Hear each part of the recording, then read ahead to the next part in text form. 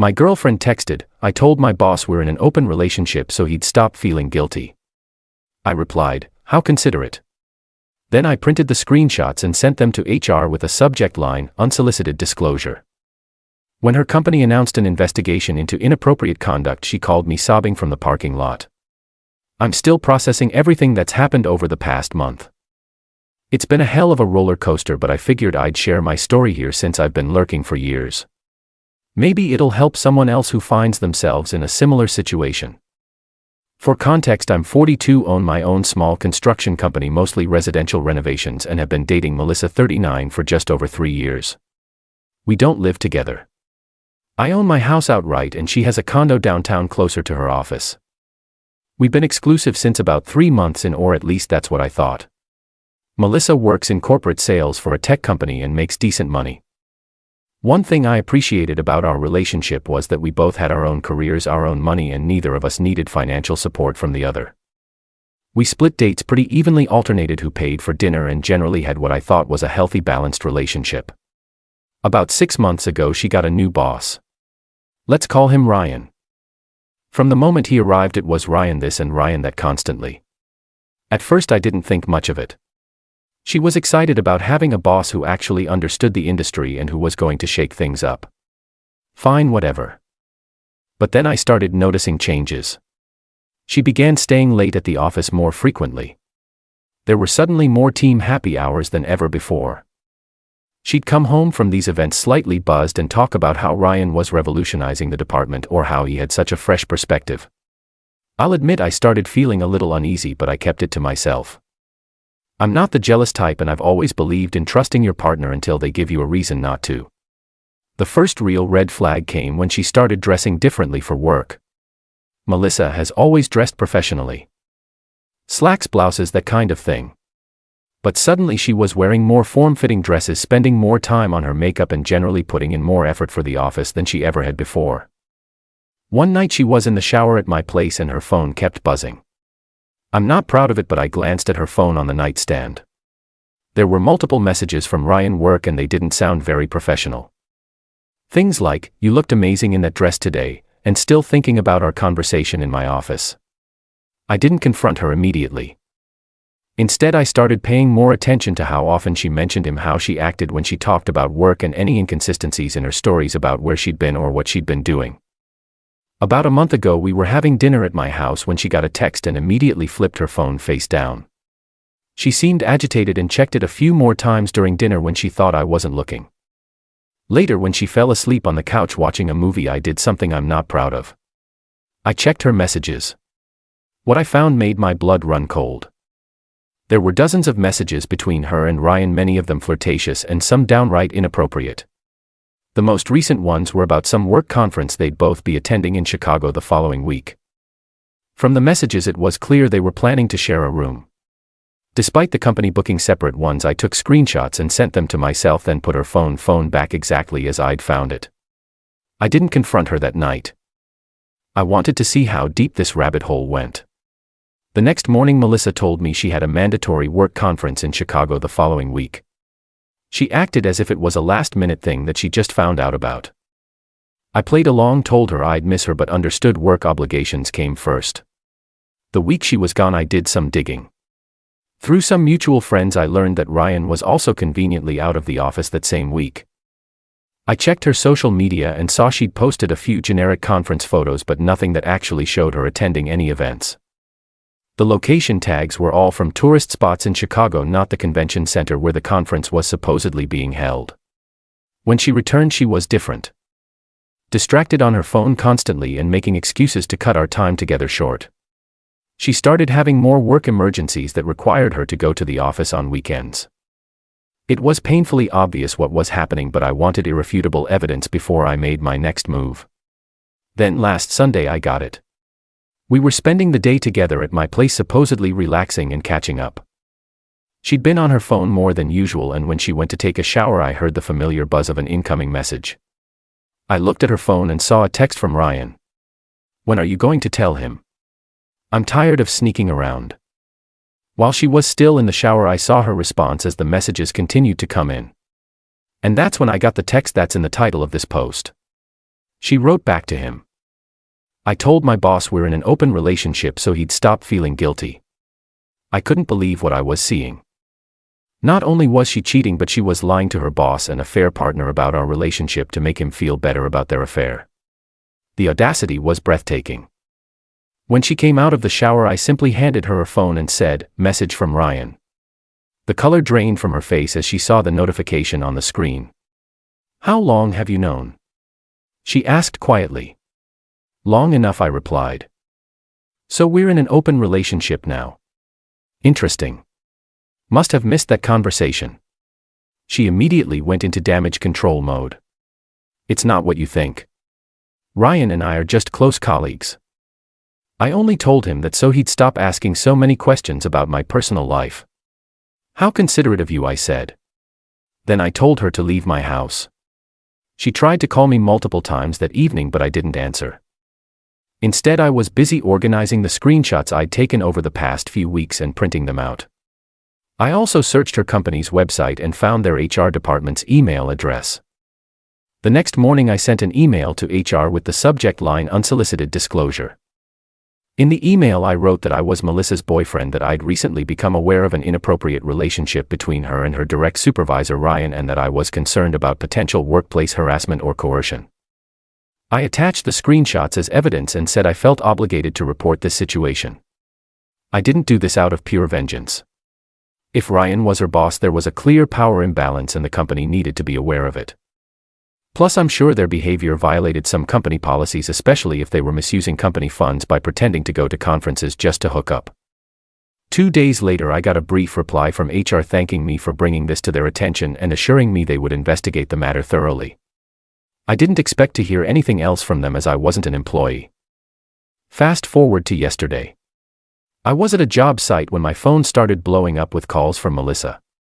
After the 6th call in a row, I finally answered. "What did you do?" she screamed into the phone. She was clearly distraught, her voice breaking between sobs. "What happened?" I asked calmly. "They called everyone in the department into a meeting this morning. They announced there's an investigation into inappropriate conduct between a supervisor and a subordinate. They didn't name names, but everyone knows it's about me and Ryan." She was practically hysterical. "I'm sitting in my car in the parking lot. I can't go back in there. Everyone was looking at me." "Sounds like an HR issue to me," I replied. "You should probably talk to them about it." "Did you report us? How could you do this to me?" "I didn't do anything to you, Melissa. I simply made sure the company was aware of what you and Ryan were doing. What happens now is between you, Ryan, and your employer. My career is ruined. Ryan's been put on administrative leave pending the investigation. They've scheduled me for an interview with HR and the legal team tomorrow morning. What am I supposed to tell them?" "The truth might be a good start," I suggested. "Novel concept, I know." She continued to sob, alternating between begging me to retract my complaint and accusing me of ruining her life out of jealousy. I finally cut her off. "You lied to me for months. You cheated on me with your boss. You made me look like a fool.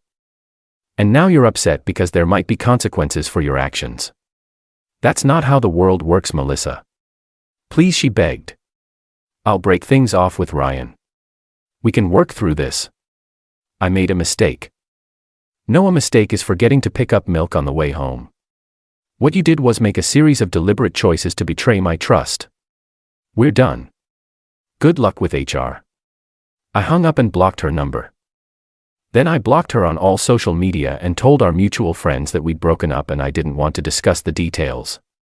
Later that night, one of her colleagues who I'd met at a company party and had always gotten along with sent me a message. "Don't know what went down between you and Melissa, but the office is wild right now. Ryan cleared out his desk this afternoon and Melissa had a 2-hour meeting with HR, never seen anything like it." I didn't respond, but I'd be lying if I said I didn't feel a certain satisfaction knowing that their actions had consequences. This morning I received another email from her company's HR department thanking me for my report and informing me that they had taken appropriate action based on their investigation. They also assured me that my identity had been kept confidential throughout the process, though obviously Melissa knew I was the one who reported them. As for me, I'm focusing on my business and trying to move forward. Yes, it hurts to have been betrayed like this. Yes, I'm angry that she lied to my face for months, but I refuse to let her actions define my life or my future relationships. Some friends have suggested I was too harsh, that I should have just broken up with her without involving her workplace. But the way I see it, if you're going to have an affair with your boss and lie about your relationship status to make him feel better about it, you deserve whatever comes your way. So that's my story. I'd love to say I saw warning signs earlier, but the truth is sometimes people just show you who they really are when you least expect it. The silver lining is that now I know, and I can move on knowing I stood up for myself. Edit. Wow, this blew up overnight. Thanks for all the supportive comments. To answer some common questions, yes, I'm sure it was an actual affair and not just workplace flirtation. The messages I saw were explicit enough to remove any doubt. No, I don't feel bad about reporting them to HR. Their relationship created a power imbalance that could affect other employees, and they were likely misusing company resources.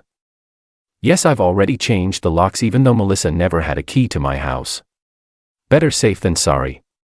For those asking if this could be considered revenge porn or invasion of privacy.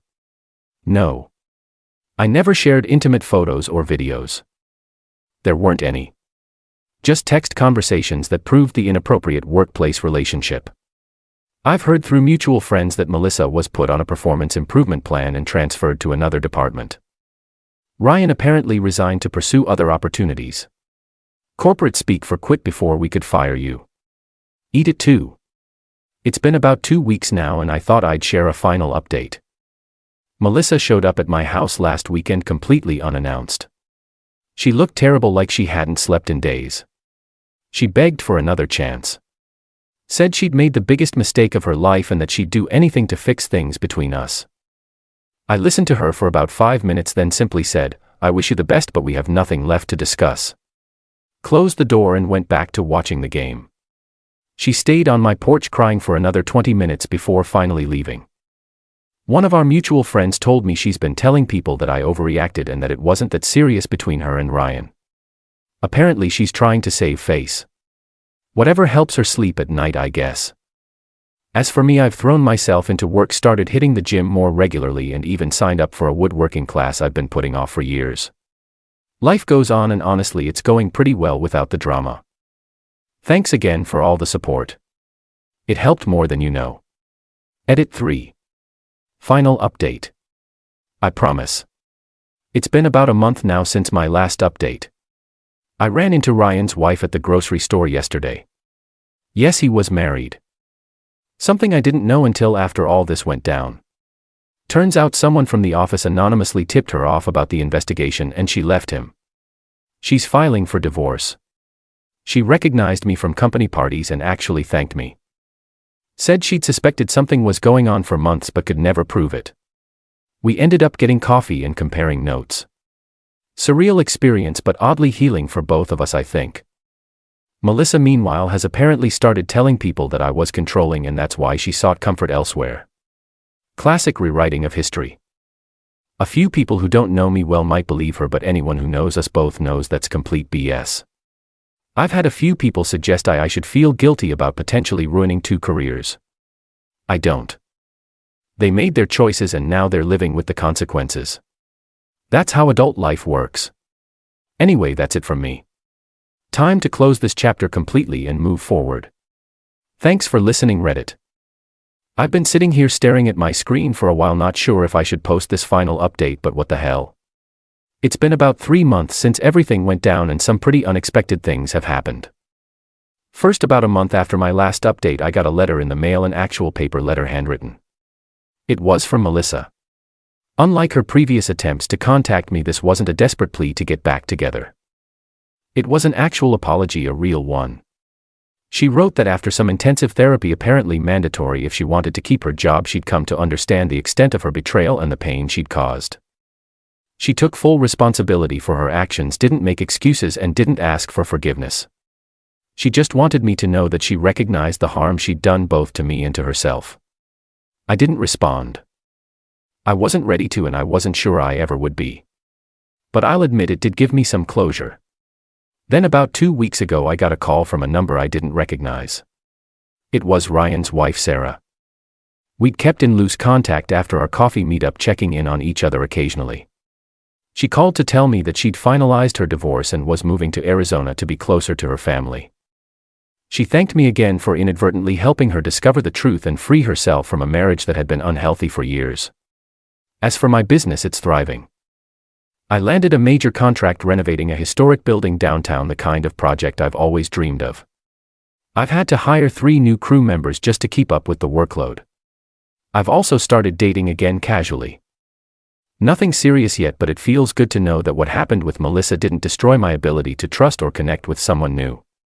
Last week I drove past Melissa's condo building on my way to a job site. For the first time I didn't feel that pain of anger or hurt. I just felt nothing. And that's when I knew I'd truly moved on. So I guess that's the real end of this story. Sometimes the best revenge isn't about making the other person suffer. It's about making sure they face the appropriate consequences for their actions and then building a better life for yourself afterward. Thanks for coming along for the ride, Reddit. It's been therapeutic sharing this journey with you.